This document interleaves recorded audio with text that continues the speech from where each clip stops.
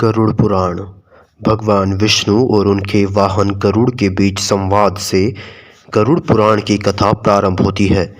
गरुड़ जो अत्यंत जिज्ञासु थे, उन्होंने भगवान विष्णु से पूछा, हे प्रभु, मृत्यु के बाद आत्मा का क्या होता है? जीव अपने कर्मों का फल कैसे भोगता है?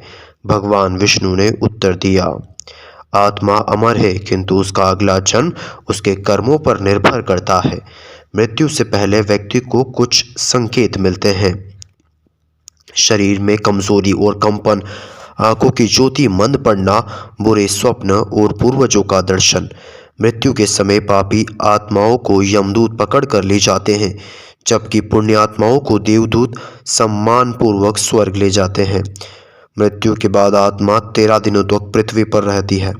इस दौरान वह अपने कर्मों का अनुभव करती है।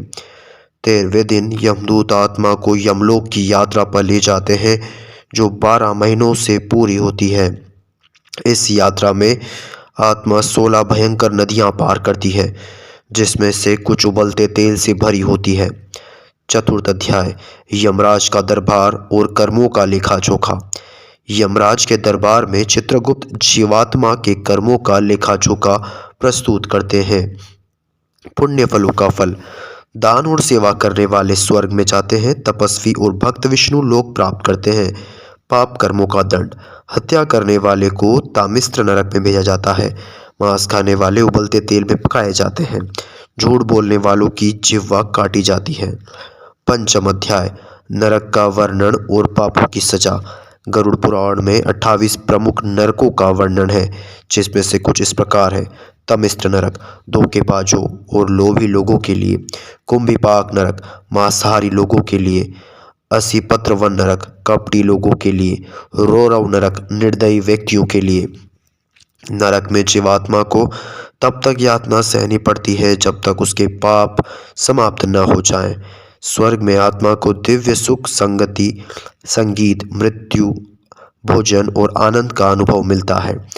यहाँ अप्सराएं, सुंदर उद्यान और मनोरम वातावरण होता है। जो दान, तप और भक्ति करता है, उसे स्वर्ग का आनंद मिलता है। मृत्यु के बाद आत्मा की गति सुधारने के लिए श्राद्ध कर्म महत्वपूर्ण होता है। श्राद्ध के लाभ, पिंडदान करने से पितरों को तृप्ति मिलती है। गया जी में श्राद्ध करने से पूर्वजों को मोक्ष प्राप्त होता है। श्राद्ध करने से परिवार में सुख समृद्धि बनी रहती है। मोक्ष प्राप्त करने के लिए गरुड़ पुराण में कुछ उपाय बताए गए हैं, जो कि 8वें अध्याय में है। भगवान विष्णु की भक्ति, संतों का संग, दान और पुण्य कार्य, हरि नाम संकीर्तन। जो ये उपाय करता है, वह जन्म मरण के बंधन से मुक्त हो जाता है। यमराज कहते हैं, अतः मनुष्य को जीवन में सदा सत्य, अहिंसा और परोपकार करना चाहिए। भक्ति मार्ग, भगवान विष्णु की उपासना 10वें अध्याय में। ज्ञान मार्ग, आत्मा और परमात्मा का ज्ञान। कर्म मार्ग, निष्काम कर्म और पर धर्मपरायण जीवन। 11 अध्याय, प्रेत योनि का वर्णन। जो व्यक्ति बिना श्राद्ध और दान के मरता है, वह प्रेत योनि में भटकता है। गंगा जल, तुलसी दल और हरि नाम का उच्चारण, ब्राह्मणों को दान। 12 अध्याय, मृत्यु से पहले व्यक्ति को गीता, गरुड़ पुराण और हरि नाम सुनना चाहिए। इससे आत्मा को शांति मिलती है। 13 से 16वां अध्याय, पापों से मुक्ति के उपाय।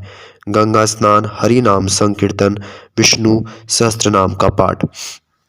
17वां अध्याय, श्री हरि की महिमा। भगवान विष्णु कहते हैं, जो मेरा नाम स्मरण करता है, उसे भय नहीं होता। जीवन में श्री हरि का भजन और पूजन आवश्यक है। जो व्यक्ति गरुड़ पुराण का श्रवण करता है, उसे मोक्ष की प्राप्ति होती है। पुण्यात्मा स्वर्ग में जाते हैं, पापी नरक में, और जो विष्णु भक्त होते हैं, वे मुक्ति